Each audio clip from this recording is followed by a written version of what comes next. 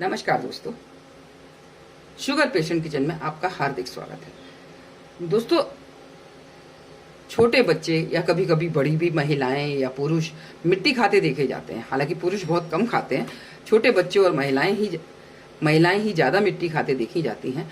तो ऐसी स्थिति में कभी कभी ये लत बन जाती है और मिट्टी हमारे शरीर को बहुत नुकसान भी करती है, क्योंकि मिट्टी में तरह तरह के बैक्टीरिया होते हैं जो तरह तरह के रोगों से हमें ग्रसित कर देते हैं। क्योंकि मिट्टी खाने की चीज नहीं है, तो ये हमारे शरीर को बहुत तरह से नुकसान करती है। कोई भी इसमें न्यूट्रिशियस वैल्यू नहीं होती दोस्तों, तो इसलिए ये बहुत नुकसान करती है हमारे शरीर को।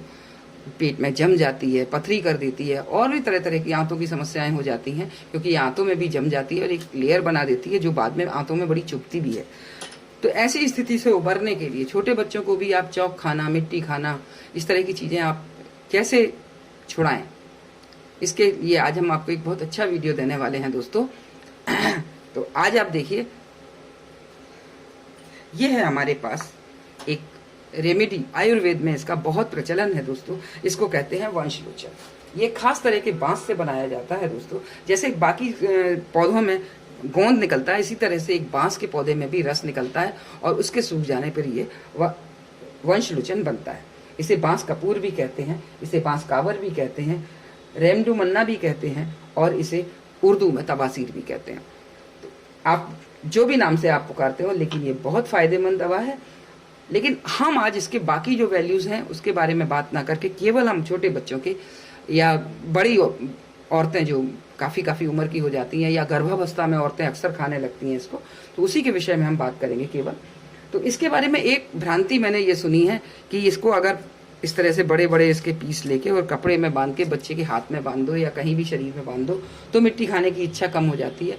मैं नहीं जानती ये सच है कि गलत है, लेकिन मैंने सुना है, मैंने पढ़ा है, तो मैंने आपको बता दिया। साथ ही साथ अगर आपका बच्चा मिट्टी खाता है तो एक इस तरह का आता है और एक ये दूसरी तरह का भी वंशलोचन आता है, जिसमें इम्प्यूरिटी हो जाती है, मिट्टी भर जाती है, उस रस में मिट्टी लगती रहती है। तो इस तरह से वो काफी, उसमें भी मिट्टी लग जाती है तो उसमें भी बैक्टीरिया हो जाते हैं। लेकिन इसकी जांच कर लें, ये काफी महंगा होता है, तो इसलिए अक्सर इसमें मिलावट आती है। तो मिलावट, अगर आप इसको ऐसे करके सीमेंट पे लकीर करेंगे तो लकीर होगी नहीं, यही इसकी पहचान है।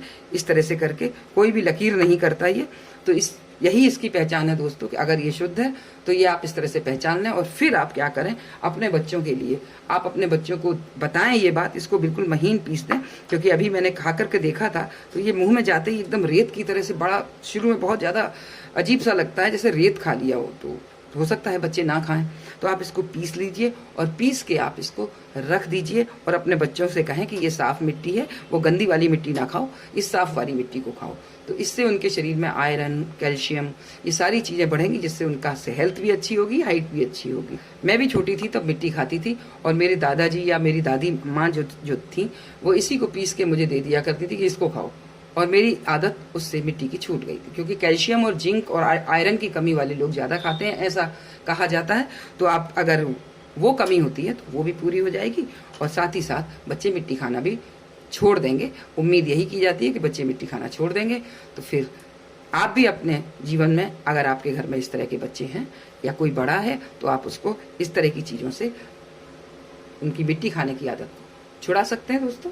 अगर आपको वीडियो पसंद आता है तो मेरे चैनल को सब्सक्राइब कर लीजिए, वीडियो को लाइक जरूर कर दीजिए दोस्तों, और साथ ही साथ चैनल को सब्सक्राइब भी कर लीजिए।